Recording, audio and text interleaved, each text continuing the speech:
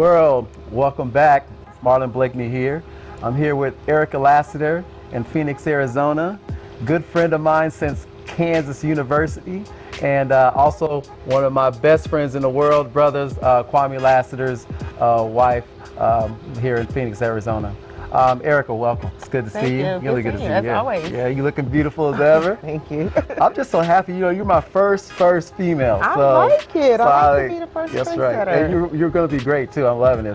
So once QWorld gets to see what you're talking about and how you're doing and what you're doing, they're going to really enjoy it. So I got to set the record, right? Yeah, you got it. Set the We're tone. going to get the most views out of any of them, probably. Let's hope. So what I really want them to know is one, a little bit about your background, where you're from, you know, where you grew up and all that good stuff. Go ahead. Yeah, so I'm from Newport News, Virginia, born and raised. I went to Minstrel High School is where I met Kwame. And then I went off to Norfolk State University before making my way to the Big Lawrence. Right.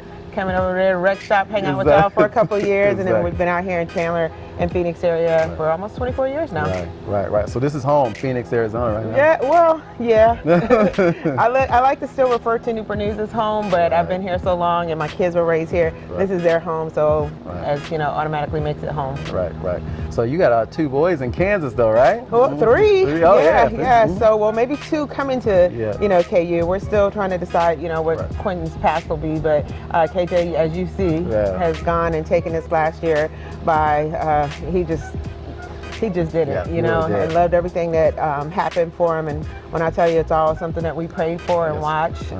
Quentin and Darius were over at Butler, so just an hour and 45 minutes down the way.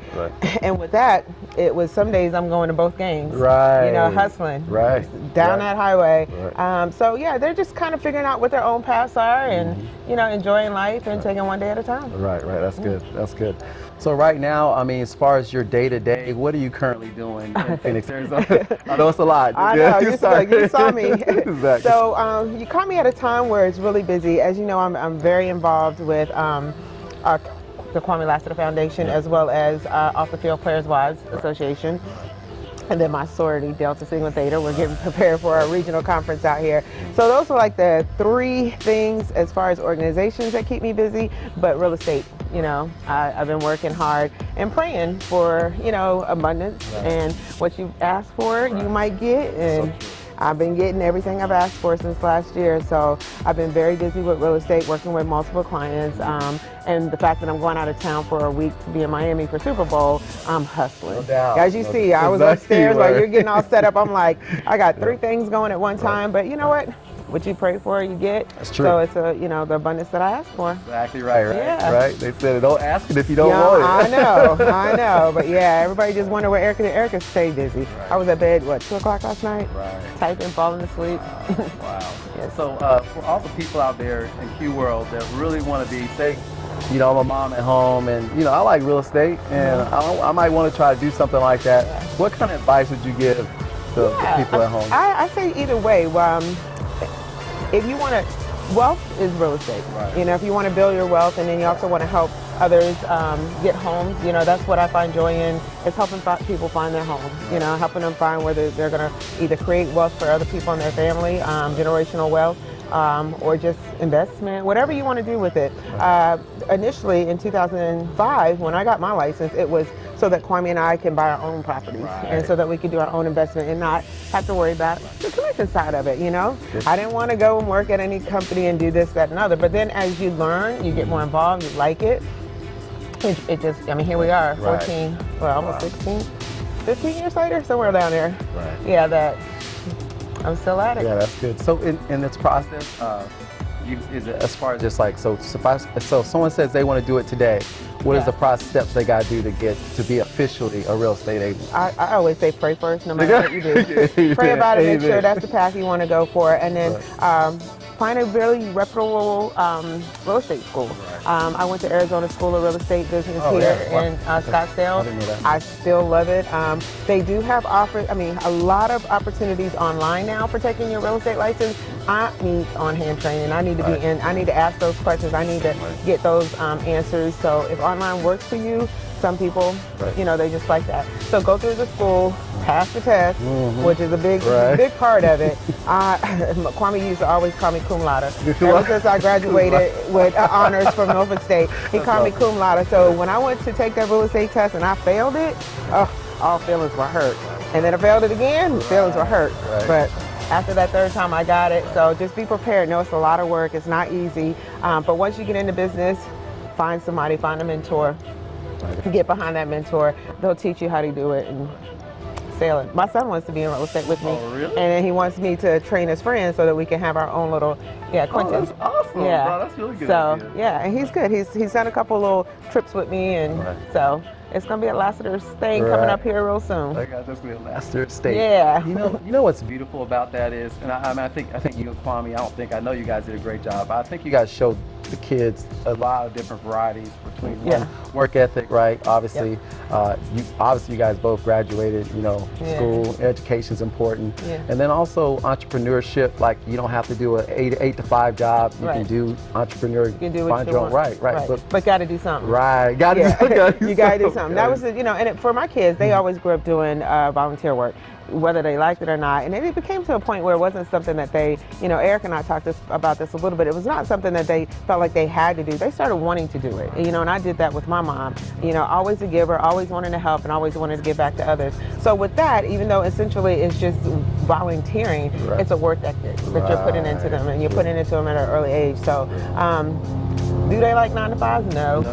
But, Quincy goes to work and complains about it, but he goes back because he likes money. Right, no doubt. So, just like your mama used to say, Papa and Mama may have, but you got to get your own. Right. So, and whether I'm going to always be there for my kids, no matter what. And they know that. They know that, and they knew that for both Kwame and I. But you got to show some effort. You really do. Yeah. You really do. I agree. Yeah. So your second phase now, this is the first we just finished, the real estate side. Now your next one, you said now you're part of the NFL's Wives Association. Yeah, so I'm going on my 11th year. I'm in my 10th year of being a president. Right. And it's been a growing process. Yeah, I've been president since 2009. Right. And it's been a growing process. And I'm passionate about it. And when I started that, initially it was just to have my camaraderie of women with the same common goals. And just helping our families, and then also tapping into what our husbands need.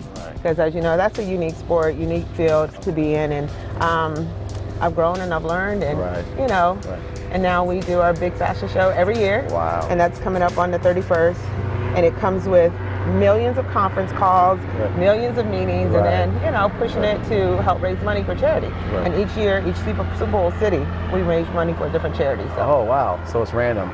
So specifically, though, so if there's, other people out there, because I never heard of NFL wives. Yeah, never until I met you and Kwame. Went down. We went to Super Bowl. Oh yeah. They're down in Houston. Oh right. Yeah. That was a good time too. Oh yeah. You might not want to bring that up on here, because I remember y'all left me on one time. But I got there. Yeah, you did. That's right. We did. No, we already worked it out. But I came with my girlfriend. I remember. Yeah. That was fun. Good time. But what specifically are you guys doing? Your association, what do you guys do specifically? So we're more of a network and a resource to NFL wives. Gotcha. As they know, if you want to get to the husbands, you got to get through the wives. Basically, they're not going to read no documents. They're not going. Let me back up. Some of them do, but majority of them don't. Right. And they're just like Kwame used to always say, "Call my wife." Call my wife. So, and that's what most of them do. Just call my wife. And then basically, so we just make sure that they know what resources are available to not only their family, whether it's through the NFL, the free 8 sessions that you get for counseling, if it's the benefits after the league, you learn more. I feel like off the field is that good sisterhood, because women are transferring all the time. They're getting a call, you moving to Kansas City. Right. Ericka, who you know in Kansas City? Boom, I just open up my phone, I call a Kansas City wife, my girl's coming your way. That's awesome. And that's not just me, that is the entire, NFL. As far as our organization is concerned. If I can just, now since I've been in the role so long, most people will call me directly, but it's so many of us, our founders who started this. I know Ashley, she's like a Rolodex herself. Right. You can just pick up the phone and call. So it's just about being a resource, knowing what your benefits are, and that shoulder to cry on. Right, that's true. Because a lot of times I could call my girlfriend in Newport News and she'd be like, girl, you ain't got no problem. Right. But if I call the other girl, the NFL is going through some of the same things, and it's just like, no, we really do. You have to say, it might be a little different, but it's some similar stuff going on, just on a different level. The, I think a lot of people out in the Q world don't really know, but I mean, it's a hard life being in the NFL. It's a privileged life, obviously, for the athletes and the families. But at the same time, like you said, one day you're in like Tampa, the next day you're in Kansas City. Yeah, one day you know what you're talking about, the next day you forget everything because they're going through. A lot of them aren't even, remembering things these days. So then you're just being there in support. I mean, I was on a call with a woman yesterday, and her husband don't remember much of anything, and she's driving around showing her and just listening to her sharing. Do you remember what that was? She's like, I don't remember nothing. So that stuff is the heartbreaking things that you also have to deal with. So it's a privileged life, but it's a life that you got to know it comes with the good, and sometimes down the line it comes with the bad, and you have to be there to support them through both parts of it. And I won't be in this role forever. It seems like I have been, but at some point we want to still continue what we started to grow, and otherwise they'll be able to take advantage of it. Wow, that's awesome. That's awesome. Yeah. That's a big deal. Yeah. And then you said the last thing was now. This is dear to both our hearts now. Yes, my Kwame Lasseter Foundation. Yeah. So Kwame Lasseter Foundation, well, you already know your boy. It had to be about him. So it actually was the Lasseter Tackle Foundation. Is where it started. And we started that back in '99. I think KJ was 1 year old. And the Lasseter Tackle Foundation was created to supply school books to people who didn't have books. Kwame went to school, obviously he was on a scholarship, so he got books. Ericka didn't have no books. So I had to go back in the day, check the book out the library, take Xerox copies to go and do my work at $60-some book. My mama, no doubt. And you got 6, 7 classes back then. Now they're over 100. So that's where the Lasseter Tackle Foundation was created, to give back. So we started with a book scholarship at our school, and then we developed into just giving it out to Title I schools. We would go and find out the needs of what the teachers wanted, and either we raised it or we bought it. And we, Kwame would always make sure that the kids saw what we were doing and what we were giving and what you needed to do and give back to others. So after a while, he changed it and wanted to be the Kwame Lasseter Foundation. And that's where we are today. So with that aspect, we still have tackle, but we also have the sickle cell a portion of it. And with him doing that, it really did open a variety of things that we could do under that, under that umbrella. So the Kwame Lasseter Foundation is whatever you need it to be in so many ways. But most likely we focus on education in the sickle cell community here in Arizona. Gotcha. So if you don't mind, I think QWorld would love to hear. I'm talking about strong, beautiful women. This is one of the strongest women I know. Thank you. I love you, respect you a lot. Thank you. Talk a little bit about sickle cell and why that's something you... I might get teary-eyed on this one. So, my mother had always told me that I had a sickle cell trait and to be careful, and didn't think anything about it until I had KJ. And KJ ended up testing positive for a sickle cell trait as well, and that's when I started getting educated because they came out to the house, they shared what it meant, and said that there's a chance that each time we have a child, 1 out of 4 chances you could have a child with sickle cell. Well, my only other pregnancy was the twins. I thought I had escaped it. And sure enough, the next day, they were preemies. They came in and they said, well, one of them, baby B, which was Quincy.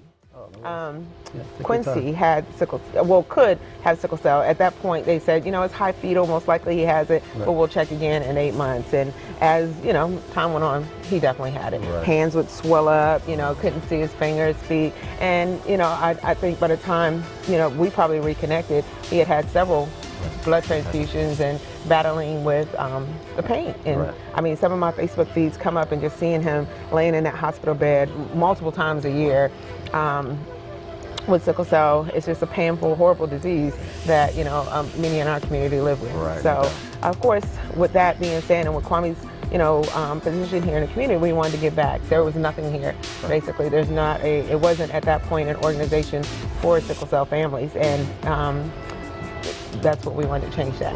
And we've done that. We've gotten multiple awards for it. I was just recently asked again to sit on the board here in Arizona for sickle cell anemia. So I accepted that 2 days ago, waiting for it to all be official in April. But and that's only because I desire to make sure these families know, even though my son is cured, which we ain't got that, but he's now totally free, no more sickle cell, thanks to his bone marrow transplant in 2016.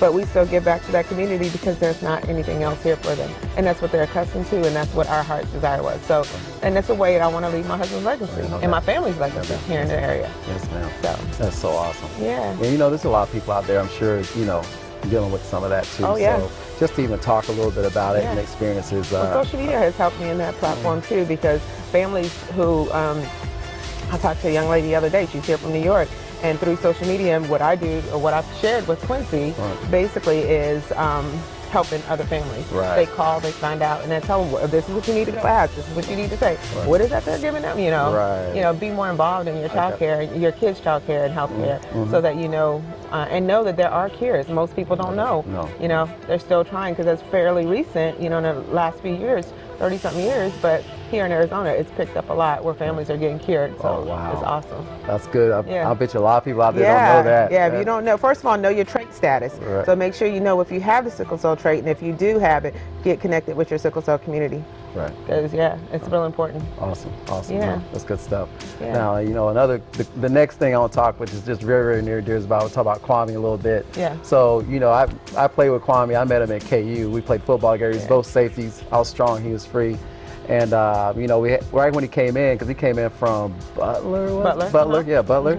And, you know, came in instantly, made an impact on the team. Yeah. Obviously had that big, you know, confident, you know, swagger. You know, saw that ain't never go nowhere, everywhere. But everybody just loved him, and he was always genuine, you know, and very unselfish. And anyway, but over the years, we've grown and got closer and closer, and became one of my best friends. And gave me a lot of good information and insight about life, you know, when I needed it. And just sad to say, you know, last year, about a year to date, January 6th, he passed away. The thing I want everyone. So the reason why I feel like you're so strong is because your last year. I mean, we could just talk about your last year, what you had to go through. But I think QWorld just needs to understand, like, one, we're doing this because it's reality. QWorld means real world, but in a positive way, because every day someone's going through some struggles. Every day someone's going through some trying times. Every day we're all trying to overcome or, you know, do better, right? Yeah. But we need to be in a positive form. But I want you to talk a little bit about, you know, how do you help others to overcome? Like, that's not easy. Now, a loss is someone that close. Yeah. Yeah, that was a big blow. It was. And I think for me, my kids is what kept me strong and making me continue. Of course, the support of others. A lot of people since Kwame's passed away have also lost people, and they didn't know how to deal with the grief. And can't say I know what I'm doing. I just know that I trust God, and I know that He was the one who's pretty much got me up every day, knew that I had to keep going. And we talked about how boastful Kwame was. You know, like, I couldn't crawl into bed. He wanted his legacy to continue to be known, and, you know, like, you see how many times 42 pop up in my life. God. Every single day. And it was, you know, not necessarily, it was just always that reminder to me every time I see it is, you know, you got to keep moving. You got to keep going. He would still be going, so no doubt. I would have to keep going. And yeah, we spent 32 years together, so it was just, I knew him and he knew me, and, you know, good times, bad times, no matter what, I just knew what he would have wanted, and that's what he would want. So, and he wants you to keep going. And my strength literally comes from the Lord. I can't even put it anywhere else than that. And then I have, you know, I have my days that I lay around and I don't want to do nothing. You know, I may shed tears all day if I want to, but with these boys here, as soon as they walk in the room, what's wrong, Mom? What you did? So you just, you know, just pick back up and keep it moving.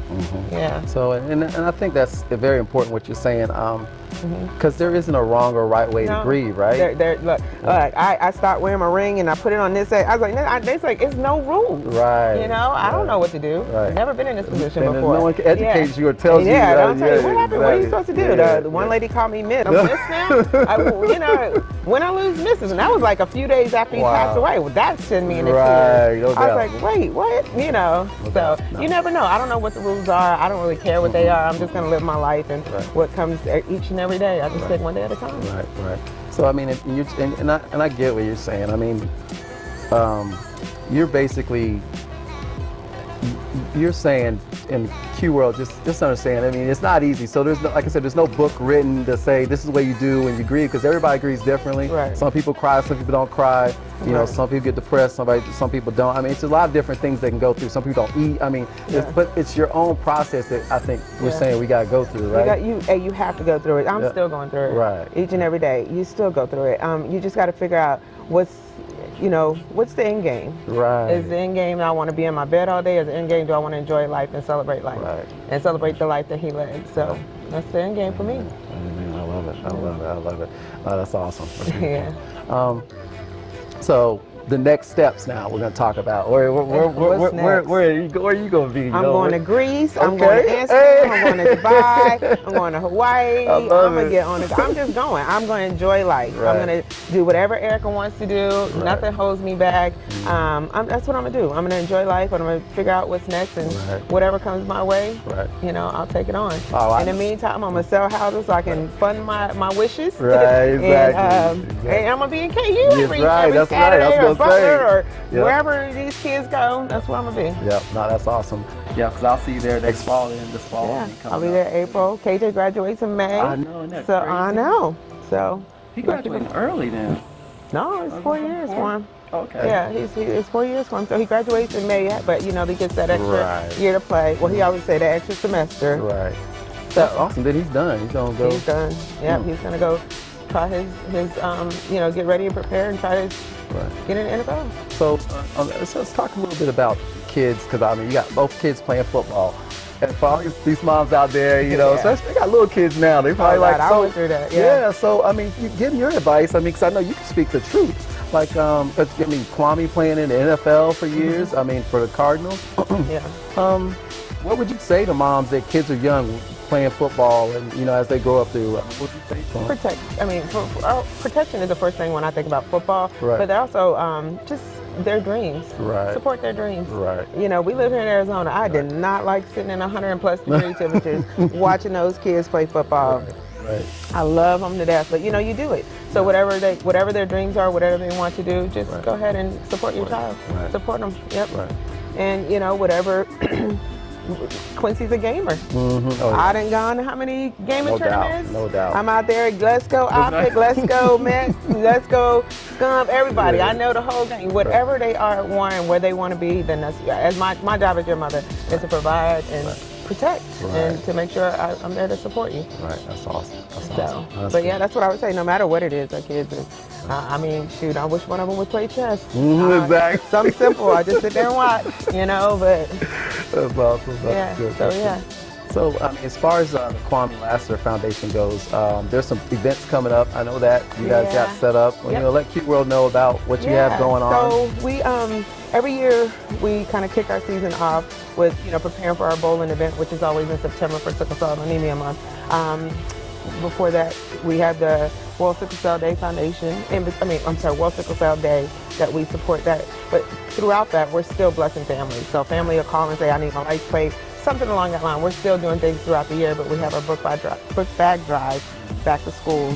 And then the holidays, we do all the meals and gifts. But what's going to be big is the golf tournament. Oh yeah.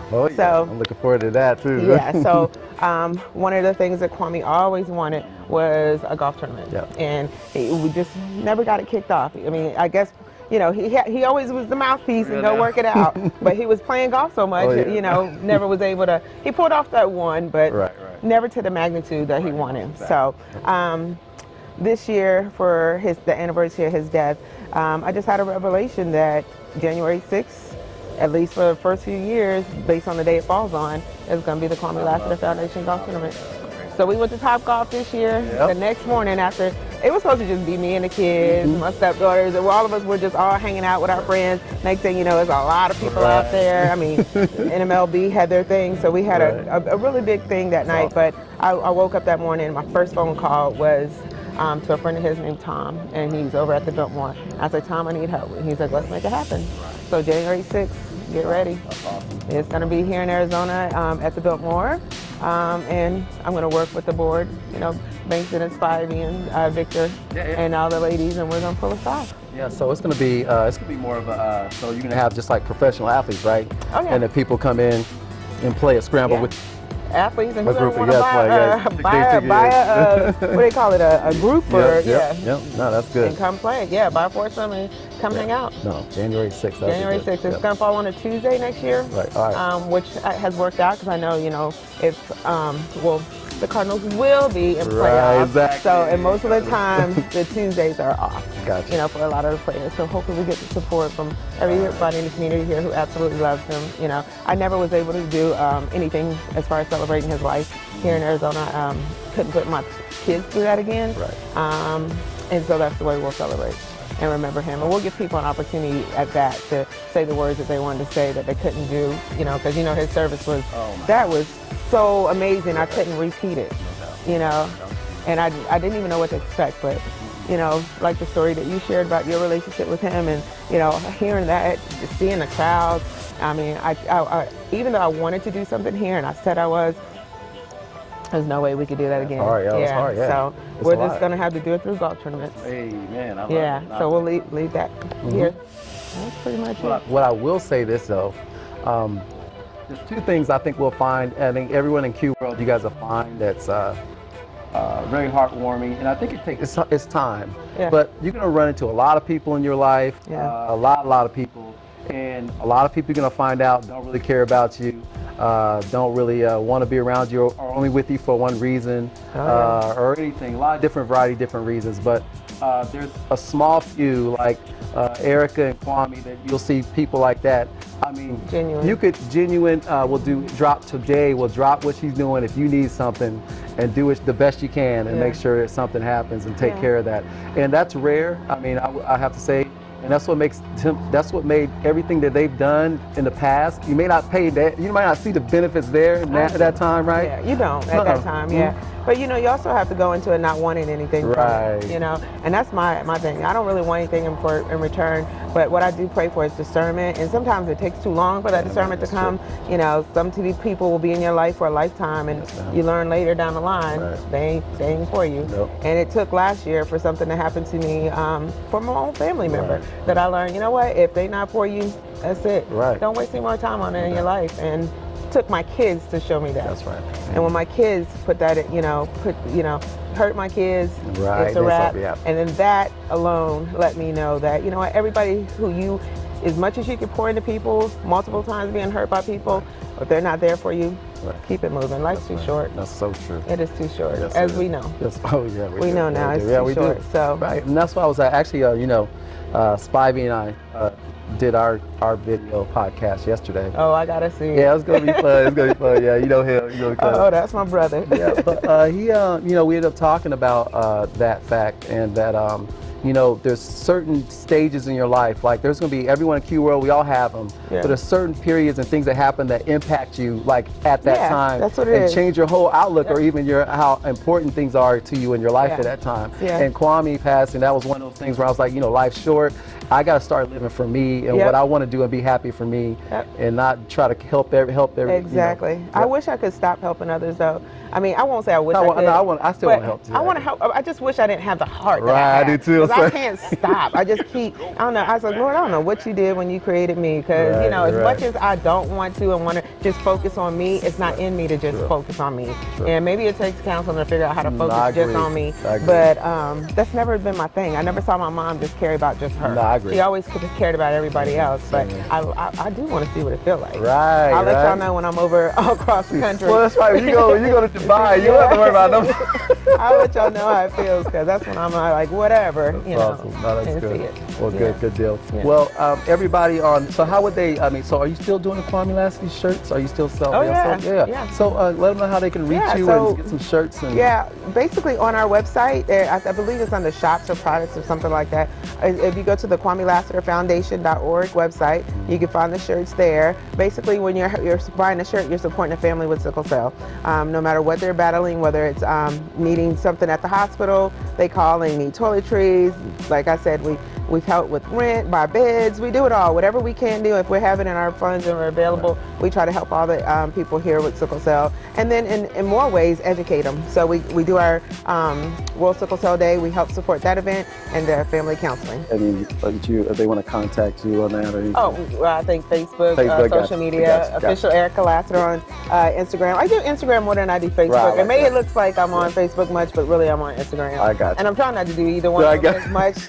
I'm trying to. You only have like 20 things going on. I know. Well, you know, it was my way to, I don't know, last year for sure. It was that way that I was coping, you know. I'm able to share. And I'm very transparent. Right. You know, I try to be very transparent and share what I'm really dealing with. You know, a lot of people are like, oh, that ain't their real life. Well, mine is pretty much my life. Right, I don't have time to figure out to make one up. No doubt. You know, there's too much in there to That's make up. So when you see that, you see Ericka, you see her kids, you see the KLF, you see off the field, you see Delta, that's me. And you see me volunteering or giving back. No doubt. So, and that's the best way to probably reach out through social media. Hope you guys enjoyed this. Hope we got some value in your life and helped you in any way we can with anything you're going through today. Just keep moving is all we can say. And Eric, I just want to thank you. I love you, baby. I love you too. We gotta have some fun now, right? We do. It's about that time. Yes. I'm gonna go get my hair did and I'm gonna hook up with y'all. All right, sounds good. Let's go. All right. Thanks, guys. See you later. Bye-bye.